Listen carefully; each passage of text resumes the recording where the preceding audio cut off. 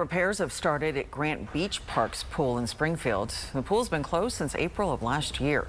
The city says the pool will stay closed this summer after severe storms last year caused damage to the pool house's roof. That left restrooms, showers, changing rooms, and operational facilities unusable.